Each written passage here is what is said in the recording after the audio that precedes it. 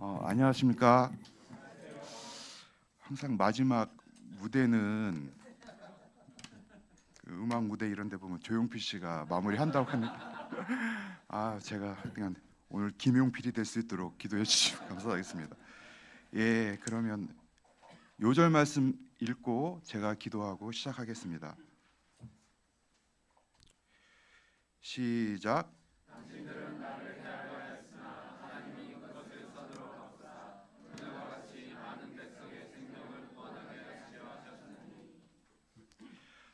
사랑과 은혜가 충만하신 하나님 아버지, 귀한 말씀의 장으로 나오게 도우심이네 감사합니다.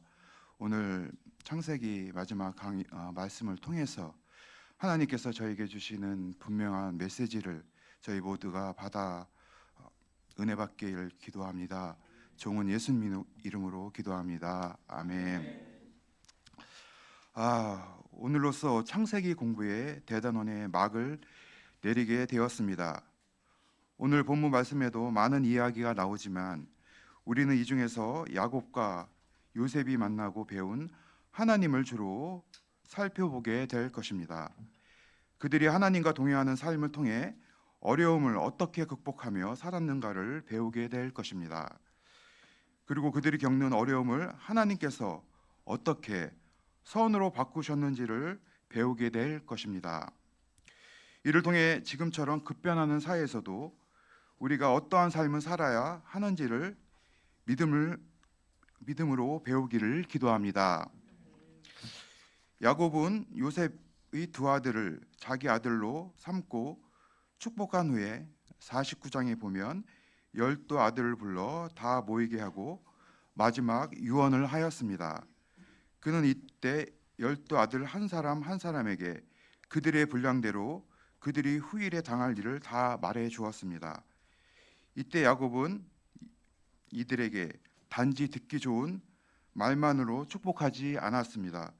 그들이 사람됨이나 그릇에 따라 겪어야 할 일, 심지어 받게 될 저주까지도 다 말해 주었습니다.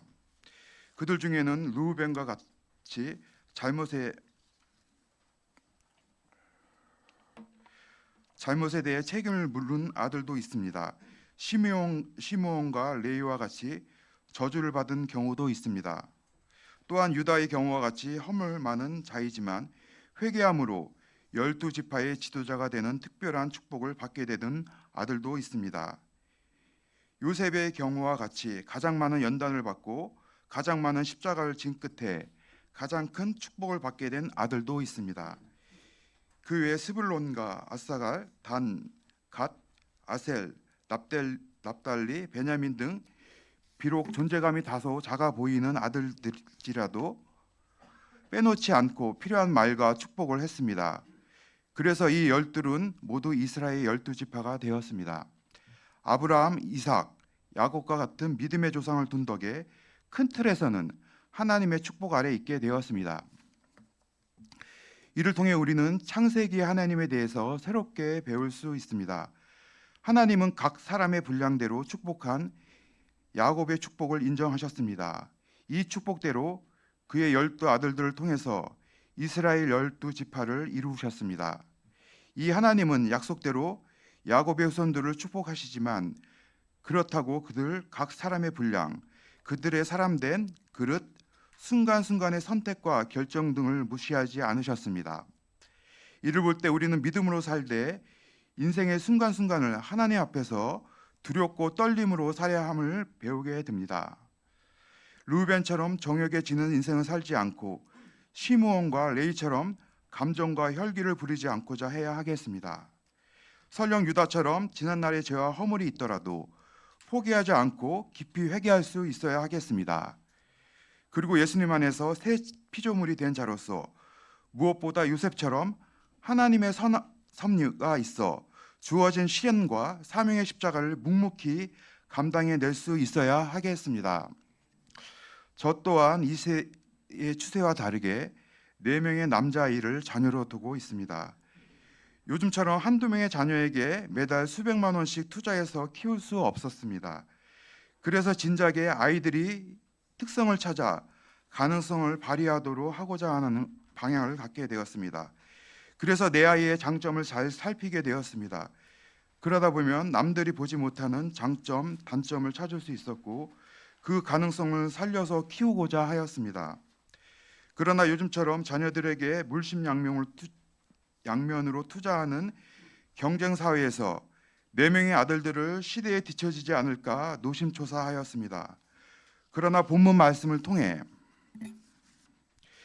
시대의 조를 쫓기보다는 요셉처럼 하나님을 알고 동행하면서 하나님 축복 아래 살게 돕는 것이 무엇보다 중요함을 깨닫습니다. 바쁘다는 핑계로 저 자신이 주일 예배와 말씀과 기도를 게을리했음을 회개합니다. 앞으로 자신부터 가정 예배와 주일 예배 등을 성실히 드리고 4명의 아이들을 요셉처럼 하나님과 동행하는 삶을 살도록 돕기를 기도합니다. 그래서 진리가 사라진 이 시대에 믿음의 자녀, 하나님의 자녀로 살기를 기도합니다. 49장 29절 이하에 보면 이스라엘은 12아들을 축복한 후에 자신이 죽으면 가나안 땅에 선조와 함께 장사하라는 유언을 남깁니다. 우리는 이에 대해 사람이 죽어서 어디에 묻히든 그것이 뭐 그리 중요한가 할 수 있습니다. 지금 이스라엘이 자기를 막벨라 굴에 묻어달라고 했는데 그것에는 많은 어려움이 따르는 것이 사실입니다. 애굽에서 거기까지 가는 길은 먼 길이요 위험이 따릅니다. 바로가 애굽 땅에 어때서 하면서 눈살을 찌푸릴 수도 있습니다. 자손들이 묘지를 방문하는 것을 생각할 때 애굽이 더 편리할 수 있습니다. 그럼에도 이스라엘은 막벨라 굴에 선조와 함께 묻히기를 원했습니다. 야곱은 죽은 후에도 하나님의 말씀대로 되기를 원했고 하나님의 미래에 성취하실 약속에 참여하기를 원하였습니다. 50장 1절에서 14절을 보면 요셉은 이런 아버지의 유언을 지켜 가나안 땅으로 올라가 이스라엘을 장사하였습니다. 이때 바로의 모든 신하와 바로궁의 원로들이 애굽 땅의 모든 원로와 요셉의 온 집과 그의 형제들과 그의 아비지의 집이 와서 그와 함께 올라갔습니다. 병거와 기병이 요셉에 따라 올라가므로 그때가 심히 컸습니다. 창세기는 이런 야곱의 장사를 특별히 취급하고 자세히 기록하였습니다. 이는 믿음의 조상인 아브라함과 이삭이 죽었을 때도 이렇게는 안 한 것입니다. 그러면 이는 무엇을 말하고자 하는 것입니까? 하나님은 46장 4절에서 애굽에 내려가는 이스라엘에게 내가 반드시 너를 인도하여 다시 올라올 것이라 요셉이 그의 손으로 내 눈을 감기리라라고 약속하셨고 그것은 어려운 일이지만 그 약속이 이렇게 이루어지게 하셨다는 것입니다. 이 하나님은 아브라함의 후손들에게 가나안 땅을 주시겠다고 약속하신 대로 지금의 애굽에 있는 이스라엘 백성이 그 땅으로 돌아오게 하실 것입니다. 하나님은 이스라엘의 장사를 통해서 이를 이정표로 미리 보여주신 것이었습니다. 그런데 이스라엘의 장래가 끝난 후였습니다. 이스라엘은 죽은 후에도 하나님을 바라보고 약속의 땅을 향했습니다. 요셉이 형제들이 이런 아버지의 장례를 치르면서 하나님을 바라보지는 요셉의 형제들은 이런 아버지의 장례를 치르면서 하나님을 바라보지는 못했습니다. 그들은 오히려 한 가지 해결되지 못한 문제에 시달렸습니다. 50장 15절을 이동규 목사님께서 읽어주시겠습니다. 요셉의 형제들이 그들의 아버지가 죽었음을 보고 말하되 요셉이 혹시 우리를 위하여 우리가 그에게 행한 모든 악을 다 갚지는 아니할까 하고 요셉이 혹시 우리를 미워하여 우리가 그에게 행한 모든 악을 다 갚지는 않을까? 그들은 이런 생각을 하는 순간 두려움의 먹구름에 그들을 마음 가운데 몰려오게 되었습니다. 그들이 우리가 그에게 행한 모든 악이라고 한 말을 볼 때 그들이 과거 요셉에게 행한 잘못이 한두 가지 아니었음을 알 수 있습니다. 그들은 아마도 요셉을 집단으로 따돌림 시키며 괴롭혔을 것입니다. 미워하고 험한 말을 하고 골탕을 먹이고 몰래 폭력도 가했을 것입니다. 그러면서도 자기들이 모든 행위가 악이라고 생각하지 않았습니다. 아버지가 요셉을 편애하기 때문에, 요셉이 싸가지가 없이 굴기 때문에, 요셉이 그렇게 할 수 있다고 생각했을 요셉에게 그렇게 할 수 있다고 생각했을 것입니다. 또 그때는 그들이 요셉보다 강자였고 요셉은 약자였습니다. 그런데 이제는 상황이 달라졌습니다. 요셉은 애굽의 총리로서 그들에 비해 절대 강자였습니다. 이제 그들에게는 아버지라는 보호막도 없었습니다. 이제 와서야 그들은 과거의 요셉에게 너무나 많은 악을 행한 것을 깨닫고 기억하게 되었습니다. 우리 속담에 맞은 자는 발 뻗고 자도 때린 자는 발 뻗고 못 잔다는 말이 있습니다. 아마 그들도 그런 심정이었을 것입니다. 이제 밤에 자리에 누워도 자는 것이 아니었을 것입니다. 마치 죄를 짓고 수배자가 되어 도피 생활을 하는 범죄자처럼 언제 형사들이 들이닥칠지 몰라 공포에 떨고 있었습니다. 그런 중에 그들은 해결책을 찾기 시작하였습니다. 사람들을 보내 요셉에게 말을 전했습니다. 아버지가 요셉에게 이르라고 하시기를, 내 형들아, 내가 악을 행하였을지라도 이제 바라건대 그들의 허물과 죄를 용서하라 하셨나니 당신 아버지의 하나님의 종들인 우리 죄를 이제 용서하소서 했다며 아버지가 하지도 않은 말을 했다고 하였습니다. 그런데 요셉은 이 말을 들을 때 울었습니다. 이는 형들이 전하는 말이 너무 분했기 때문이 아니었습니다. 형들이 아직도 자기를 믿지 못하는 것이 마음이 아프고 아직도 하나님이 하신 일을 알지 못해 은혜를 누리지 못하는 것이 너무나 안타까운 일이었습니다. 그래서 요셉은 이후에 형들에게 친히 와서 자기 앞에 엎드리라며 우리는 당신의 종들이니이다라고 했을 때 이렇게 말했습니다. 19절 21절을 다 함께 읽어보시겠습니다. 시작.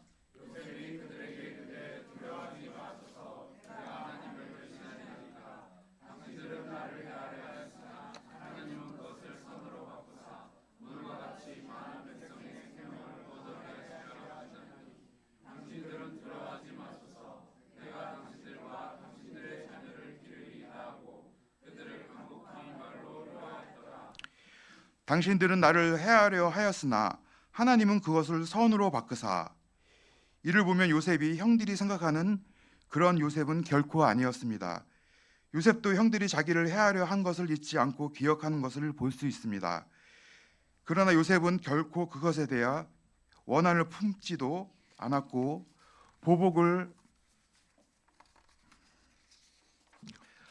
하려는 생각도 없었습니다.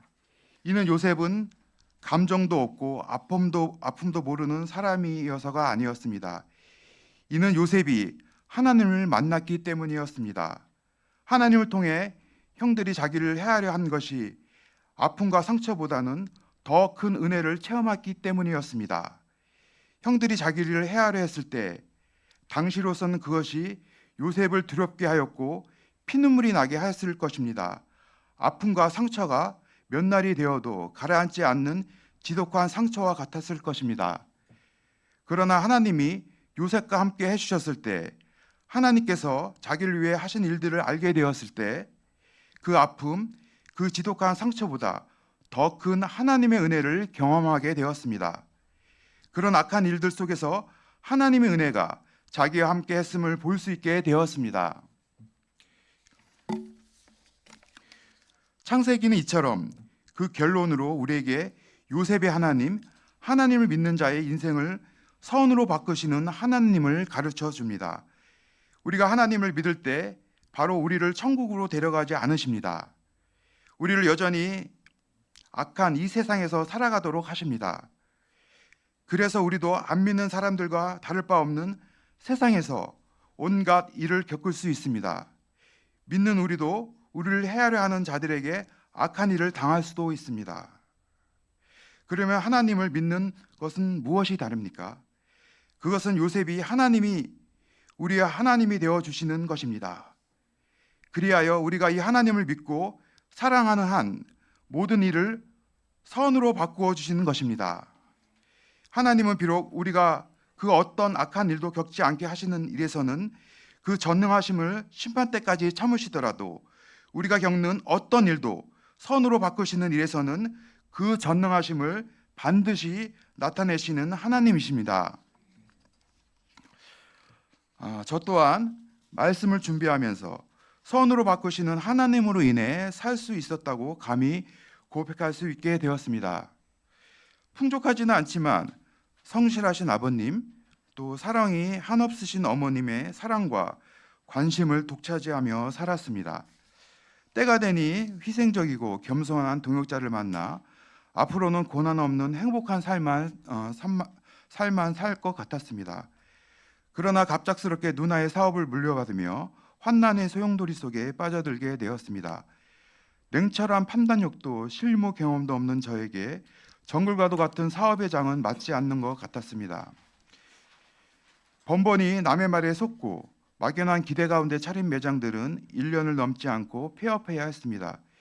이러한 악순환이 반복된 가운데 물려받은 재산을 탕진하게 되었습니다. 급기야 내 앞으로 있던 아파트 2채와 어머니 소유의 아파트 2채를 날려먹게 되었습니다. 이제는 집도 없이 지하 단칸방을 전전하는 삶을 살게 되었습니다. 저로 인해 소가리를 해오시던 어머님이 병을 얻어 누워만 계셔야만 했습니다. 저 또한 안면이 굳어지고 이가 빠지는 등 건강에 적신호가 왔습니다. 그러던 차에 차가 고장나서 지하철을 타고 다녀야 했습니다. 그때 저와 관계된 어머니, 동역자, 심지어 아들까지 경제적으로 파산 상태로 만드는 자신은 이 땅에 살아봤자 사랑하는 사람들을 비참하게 만들 수밖에 없다고, 내가 죽어야지 이 악의 끈을 끊을 수 있다는 극단적인 생각을 품고 살았습니다.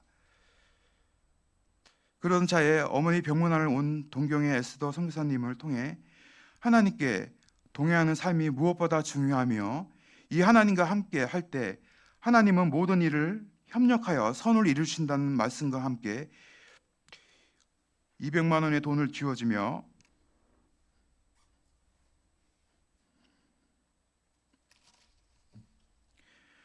다시 하나님을 믿고 도전하는 믿음의 말을 듣게 되었습니다.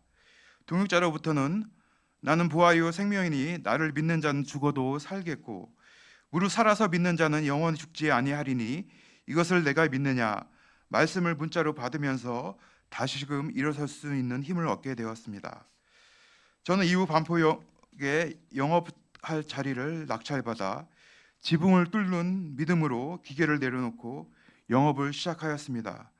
무한대로 갖고 있는 실을 재료로 전공을 살려 프로그램해서 이쁜 옷들을 만들어 내었습니다. 그리고 섬세하고 꼼꼼한 큰아들 민채와 우직하게 기술을 배워가는 현채와 함께 거품 없는 가격으로 매장을 운영하게 되었습니다. 주변에서 고품질의 퀄리티를 싸게 살 수 있다는 입소문이 퍼지고 점차 단골들이 늘어나게 되었습니다. 자영업이 몰락이라는 현 사태에도 불구하고 큰 마진으로 100만 원에 가까운 매출을 올리며 성장하고 있습니다. 평생 남의 돈 빌려 쓰다가 올해부터는 자급자족하고 조금씩 빚도 갚아가는 경제활동을 하고 있습니다. 저는 1년 365일 쉼없이 일하고 있지만 이 일이 천직인 것을 깨닫고 감사하게 되었습니다. 날려먹은 아파트 4채가 아깝지 않았습니다. 어머니도 때가 되니 하늘나라에 가셨지만 마지막으로 똥오줌 받아내며 극진히 섬기는 저에 대해 내가 이래서 힘들게 아들 너를 낳았나 보다라며 고맙다는 마지막 말씀을 하시고 은혜롭게 하늘나라에 가셨습니다. 말씀을 준비하면서 하나님과 동행할 때, 하나님과 함께할 때 요셉처럼 절망적인 상황 속에서도 선으로 바꾸시는 하나님을 체험하며 감사하며 종국에는 승리하는 삶을 살 수 있음을 깨닫게 되었습니다. 앞으로도 예기치 않는 펼쳐질 고난 가운데에서도 하나님과 동행하며 하나님이 선으로 바꾸시는 삶을 살 수 있기를 기도합니다. 남들은 모르는 크고 비밀한 일을 체험할 수 있기를 기도합니다. 결론적으로 우리가 창세기 공부를 마치면서 반드시 알아야 할 것은 어떠한 상황 속에서도 요셉과 같이 하나님과 동행하는 삶을 살아야 한다는 것입니다.